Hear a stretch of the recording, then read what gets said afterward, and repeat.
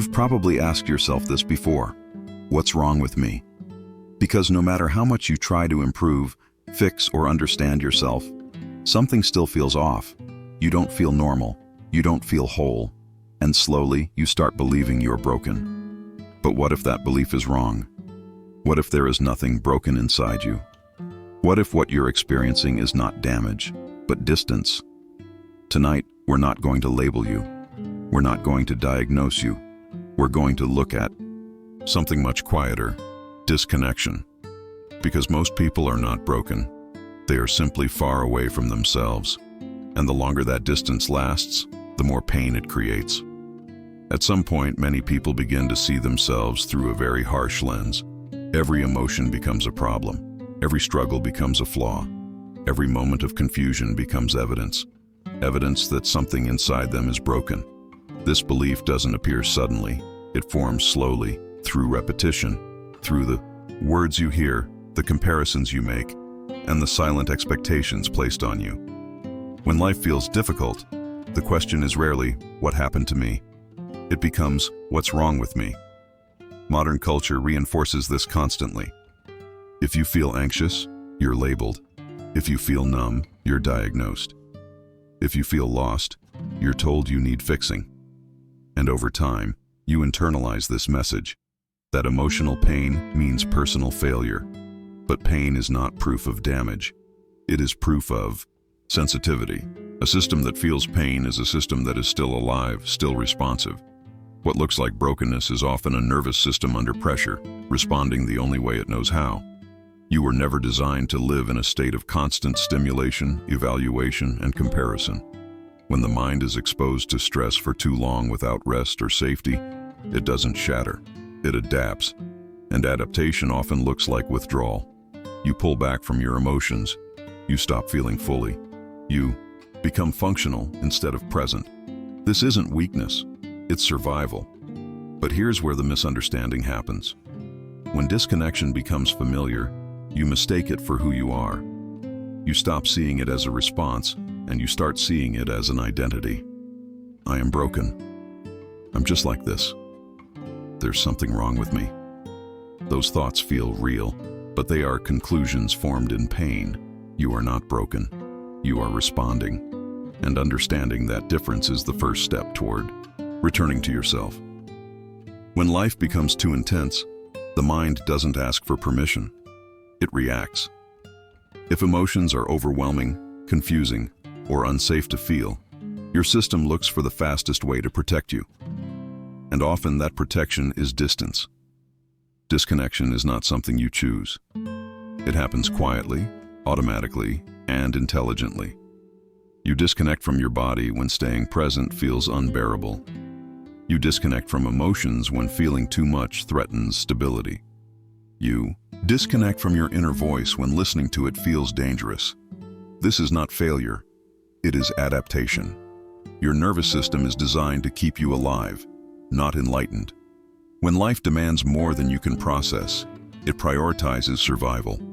Feeling deeply becomes a risk, so the system turns the volume down.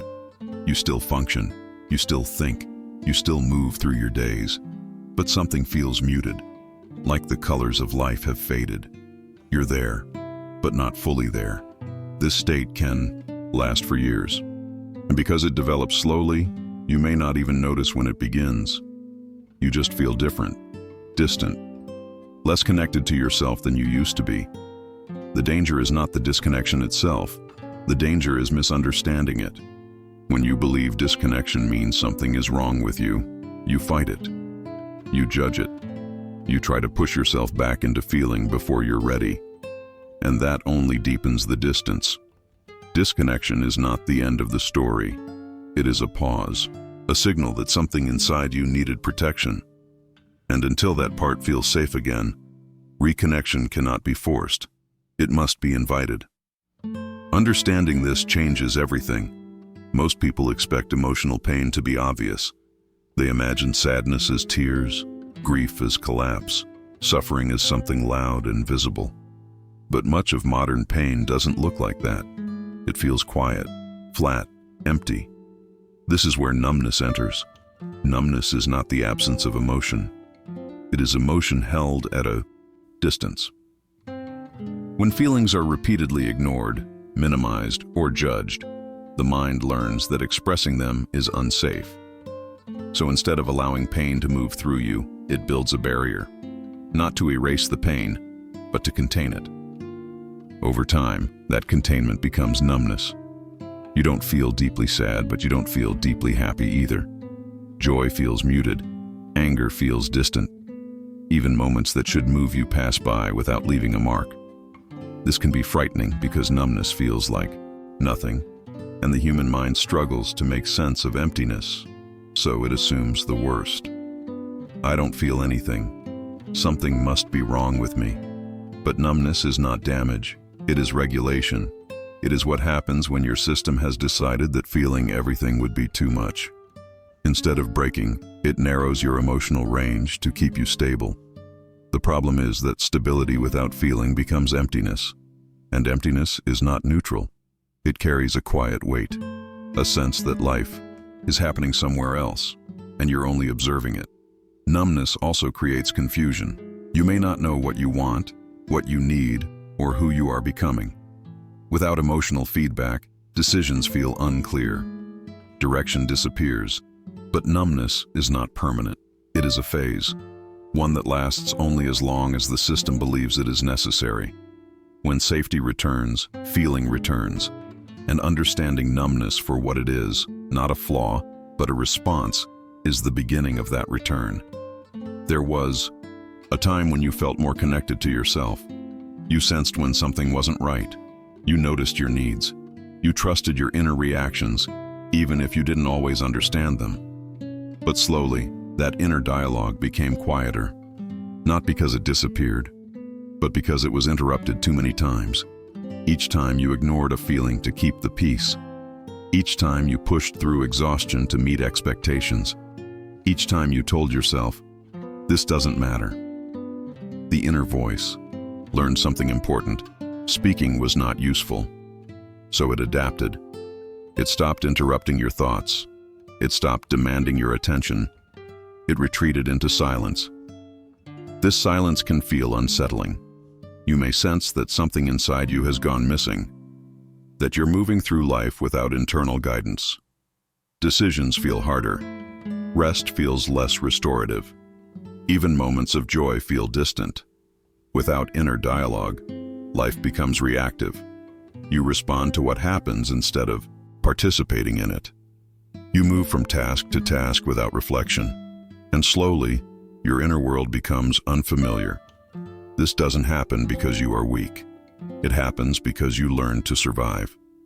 Modern life rarely rewards listening inward. It rewards speed, productivity, and adaptation. And in that environment, inner awareness becomes inconvenient. So you learn to silence it. But silence is not absence. Your inner voice did not leave. It became quiet to protect you. And the emptiness you feel is often not a lack of emotion, but a lack of conversation with yourself. That conversation can return, but only when listening feels safe again. At some point, you notice the distance inside you. Something feels off, muted, incomplete. And because you want relief, you try to fix it. You consume self-help content. You optimize routines. You push yourself to become calmer, stronger, more disciplined, more healed. On the surface, this looks healthy, responsible, even admirable. But for many people, self-improvement becomes another way of avoiding themselves. Instead of asking, "What am I feeling?" the question becomes, "How do I get rid of this feeling?" Instead of listening, you correct. Instead of understanding, you optimize. And slowly, the distance grows. Self-improvement, when driven by rejection of your current state, reinforces the belief that something is wrong with you, that you are only acceptable once you are different, better, fixed. This creates a subtle form of self-abandonment. You are always chasing a future version of yourself while the present one remains unheard. And the nervous system feels this. It doesn't experience constant fixing as care. It experiences it as pressure, so it retreats further. This is why many people improve their habits, their mindset, even their external life, and still feel empty, because improvement without connection treats symptoms, not causes. You don't heal distance by demanding more from yourself. You heal it by returning. And returning doesn't begin with effort. It begins with permission. Permission to be exactly where you are, without judgment, long enough to hear what your inner voice has been trying to say all along. Long before the mind understands disconnection, the body feels it. Tension that never fully releases. Fatigue that rest doesn't fix. A tight chest, shallow breathing, a constant sense of heaviness. These sensations are not random. The body remembers what the mind postpones. When emotions are not felt, they don't disappear. They move into the body, where they wait. Muscles tighten to hold what words never expressed. Breathing shortens to avoid feeling too much. Energy drops to keep you from going deeper than feels safe. This is not a malfunction. It is communication. The body is always honest. It doesn't judge your experience or try to make it look acceptable. It simply responds to what you've been carrying. And yet, many people treat the body as an obstacle. They push through discomfort. They override signals. They ignore fatigue in the name of productivity or strength. But the more the body is ignored, the louder it must speak. Disconnection deepens when the body no longer feels like a place you want to be. You live in your head, analyzing, planning, distracting, while the body holds the emotional weight alone. Reconnection begins here, not with understanding, with presence, feeling your breath, noticing tension without trying to change it, allowing sensation without explanation. When the body feels safe enough to be felt, the inner world begins to open again. Because healing is not a mental achievement. It is a return to inhabiting yourself fully. One of the most confusing forms of pain is loneliness that appears in company. You can be surrounded by people. You can talk, laugh, interact, and still feel deeply alone. This kind of loneliness has nothing to do with the absence of others. It comes from the absence of yourself. When you are disconnected from your inner world, relationships begin to feel shallow, not because they lack depth, but because you are not fully present within them. You show up, but only partially. A part of you remains hidden, even from yourself. This creates a quiet distance. You may listen, but not feel met. You may speak, but not feel understood. You may connect, but not feel seen. And over time, this leads to exhaustion, because maintaining relationships without inner presence requires constant effort. You are relating from performance instead of authenticity. Loneliness deepens when you believe that others are the solution to a problem that begins inside. No amount of attention, validation, or companionship can replace self-connection. This is why even loving relationships cannot heal this kind of loneliness. It isn't about closeness. It's about availability. When you are not available to yourself, others cannot fully reach you either. Reconnection changes this dynamic. As you return inward, your presence changes. You listen differently. You speak with more honesty. You stop trying to be understood and allow yourself to be seen. And slowly, loneliness loosens its grip. Not because people change, but because you do. Many people imagine reconnection as a powerful moment, a breakthrough, a realization, a sudden sense of clarity that changes everything at once. But reconnection rarely arrives that way. It begins quietly. So quietly that you might miss it if you're expecting something dramatic. It starts with small moments of honesty, noticing how tired you really are, admitting that something hurts instead of explaining it away, allowing silence without immediately reaching for distraction. Reconnection does not come from force. It comes from permission. Permission to feel without fixing. Permission to pause without guilt. Permission to exist without performing. At first, this feels uncomfortable, even unsettling, because disconnection once protected you. Presence feels unfamiliar, vulnerable, but slowly something shifts. You begin to feel more real. Emotions gain texture. Moments feel less empty, even when they are difficult. You don't suddenly become happy. You become present. And presence changes the quality of everything. You start to sense your inner voice again, not as loud instructions, but as subtle signals. A feeling of alignment. A quiet yes or no. A sense of direction that doesn't need explanation. This is not a return to who you were before the disconnection. It is a return with awareness. Your inner voice never left. It waited. And the moment you stop trying to fix yourself, the distance begins to close. Not all at once, but enough to remind you of something important. You were never broken. You were only listening outward for too long. And now you're learning to listen within. Reconnection does not turn life into something easy. Problems do not disappear. Pain does not vanish. Uncertainty still exists. But the way you experience everything changes. When you return to yourself, emotions stop feeling like enemies. Even difficult feelings begin to make sense. Sadness becomes information. Anxiety becomes a signal.